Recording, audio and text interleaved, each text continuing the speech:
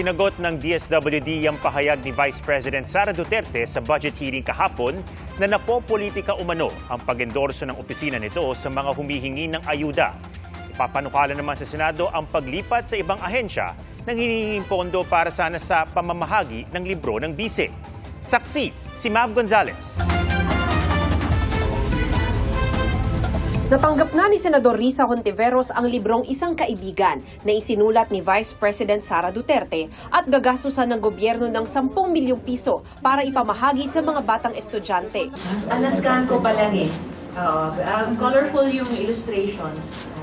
Tapos mamaya basahin ko verbatim yung mga text. Ipinadala ito ng bise, gaya ng pangako kahapon, matapos niyang hindi idetalye ang kwento ng isinulat niyang libro, sabay-sabing pinupolitika ang budget hearing. Madam Chair, the explanation is in the title, Isang Kaibigan. It's about friendship. Kung sana ganun yung naging sagot sa simula pa, di ba? Napakasimple. Simpleng tanong, dapat simpleng sagot. November 2023 nang ilunsad ni VP Sara ang librong ito na kanyang iniakda. Merong isang ibon at marami siyang kaibigan. Merong nangyaring unos sa buhay niya at nawala lahat ng mga kaibigan niya. Akala niya nawala lahat, pero merong isa na bumalik at tumulong sa kanya. At yun yung lesson doon sa libro, yung friendship and kindness. Sa huling pahina ng libro, nakalagay hindi lang pangalan kundi pati ang larawan ni VP Sara at nakasulat na isa siyang tunay na kaibigan. Pero sabi ni Hontiveros, ang issue ay hindi tamang gastusan ng 10 milyong piso ng gobyerno ang pamamahagi ng libro. Improper request yan. Dahil kung meron kang sinulat na libro, hindi dapat gamitan ng government funds at taxpayers' money para ipamudmod. Textbook ba yan? Approved ba ng DepEd? Naku, kung pag-usapan natin yung textbook problem ng DepEd, yung nakaraang 2 taon, ang daming problema, di ba? Hindi siya barya. At 10 milyon na galing sa buwis ng mamamayan. So, pera pa rin na hawak ng gobyerno na dapat tanungin ng Kongreso. Kaya imbis na gamitin sa pamumudmod ng libro, ipalilipat ni Hontiveros ang pondo sa ibang programa.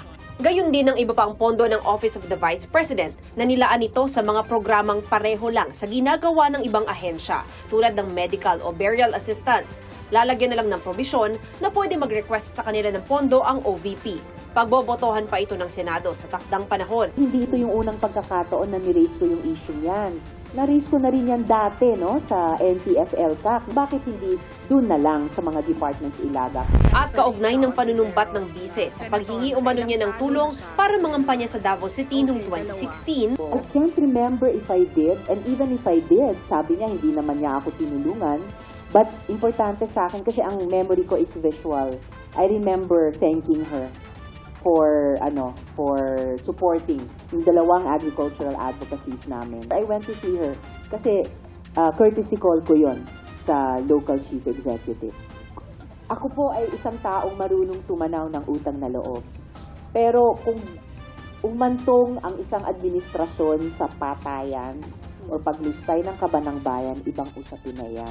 Sabi ng Senate Finance Committee, trabaho nilang busisiin ng budget at pasok dyan ang mga tanong ni Hontiveros. Sang-ayon ang Senate President. I think Senator Risa had valid questions which I would advise heads of agencies to be patient with and answer because these are all connected with the function of Congress. Sa pagdinig kahapon, sinabi ng bise na may mga pondong napupolitika umano, gaya raw ng AX o Assistance to Individuals in Crisis Situations ng DSWD. Kadalasan po nasagot sa amin ay hindi pwede dahil galing yan sa Office of the Vice President at kalaban yan. Sabi ng DSWD Secretary, makikipag-ugnayan sila sa OVP para maimbestigahan ang issue. Right now, ang gagawin namin is to get in touch with her office to get the full details para maimbestigahan namin kung talagang kung may infraction na nagawa ang aming tao. Base sa website ng DSWD, ang AIX ay isang social welfare service na nagbibigay ng tulong medikal, pampalibing, transportasyon, edukasyon, pagkain o tulong pinansyal para sa pangangailangan ng isang tao o pamilya. Para sa GMA Integrated News, ako si Mav Gonzalez, ang inyong saksi. Suntok at sipa ang inabot ng isang traffic enforcer mula sa rider na sinita niya sa Muntinlupa. Nagsisisi naman ang rider na nagmamadali raw umuwi noon. Saksi, si Nico Wahe, exclusive.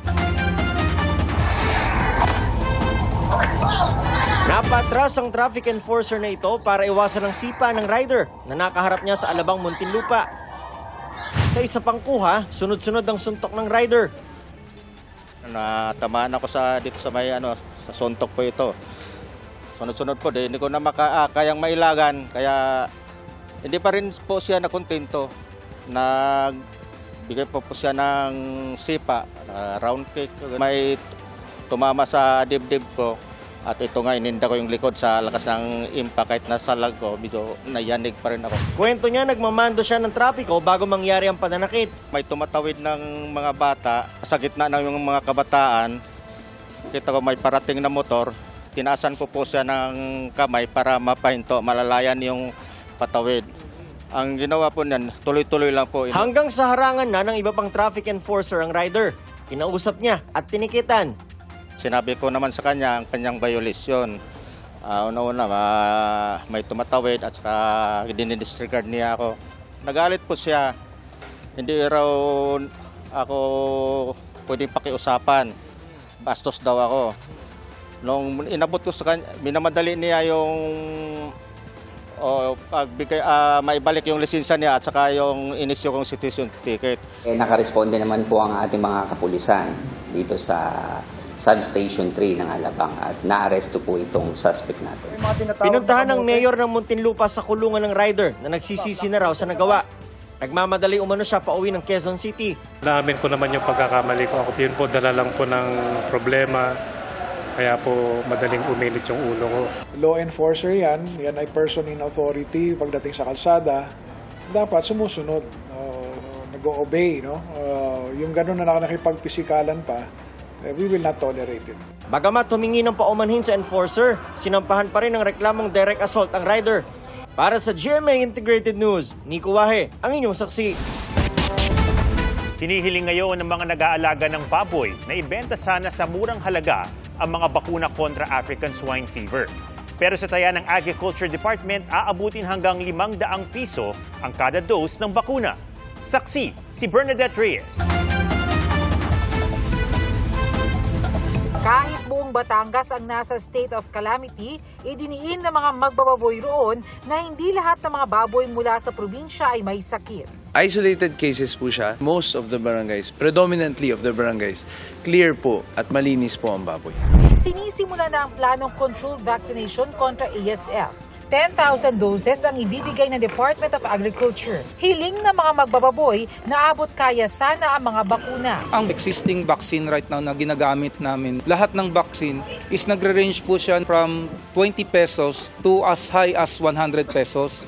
So yun yung range na ang afford ng mga end users. Kung meron man bakuna at effective man yung bakuna, dapat ibigay talaga sa backyard yan ng libre. Pero sa taya ng Agriculture Department, 400 hanggang 500 pesos per dose ang vaccine.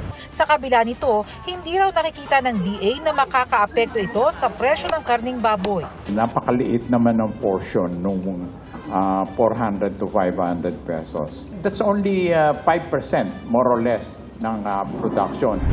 Habang wala pang bakuna, mahigpit ang border control upang hindi umabot sa ibang lugar ang baboy mula sa mga lugar na may ASF. Sa Quezon City, hinihikayat naman ang mga hinihinalang backyard racer na magsuko ng alagang baboy. May ordinansa kasi kontra backyard hog racing sa lungsod pero hindi na sila pagmumultahin ng 2,000 hanggang 5,000 pesos gaya na nakasaad sa ordinansa. Ang gagawin po ng lungsod ay bibilhin po ng lungsod ito at a reasonable rate. Ayon sa lokal na pamahalaan, sakaling magpositibo sa ASF ang mga baboy, agad daw ikokondem ang mga ito. Pero kung wala namang sakit, ibibenta daw ang mga karne ng baboy sa mga kadiwa centers. Para sa GMA Integrated News, Bernadette Reyes, ang inyong saksi. May mga plano ang Olympic medalists na sina Carlos Yulo at Nesty Petesio para makatulong sa mga kabataang mahilig sa sports. At ibinahagi rin ng iba pang atleta ang kanilang mga plano pagkatapos ng 2024 Paris Olympics. Ating saksihan. Mainit na sinalubong sa Davao City ang pagdating ni 2024 Paris Olympics bronze medalist Nesty Petesio. Kasama sa mga plano ng kanyang kampo ang pagtatayo ng Boxing Academy sa Davao del Sur. Umaasa rin si Nesty na may mabubuong bagong grupong mamamahala sa international boxing para mapasama na rin ang sport sa Los Angeles Olympics sa 2028. May 2 Olympics pa ako kung gustuin ko maglaro. And for sure, gusto ko pang maglaro sa LA. So, andun pa yung fire. Nag-courtesy call naman sa Cagayan de Oro City Hall si Carlo Paalam. Desidido raw siyang maging fit para muling makasabak sa ring. Siguro ang para sa kuha, ma-improve sa kuha endurance. Isa dyan lang sa kuha endurance. Power kailangan ang natin. power endurance. Power So, dyan ang isa po na mag-improve sa rin. Ang kapwa Olympic boxer na si Yumir Marshall sa social media nag-post tungkol sa bagong tatahakin ng kanyang karera. Bagamat hindi raw niya isinasara ang pinto sa ultimate dream na magkamit ng Olympic gold medal, magiging focus na niya ang professional career at pagdadala pa rin ng karangalan sa bansa. Sa House of Representatives naman bumisita ang Olympic gymnasts na sina Aliyah Finnegan at Emma Malabuyo. Kabilang sila sa mga hindi nakadalo sa reception noong nakaraang linggo.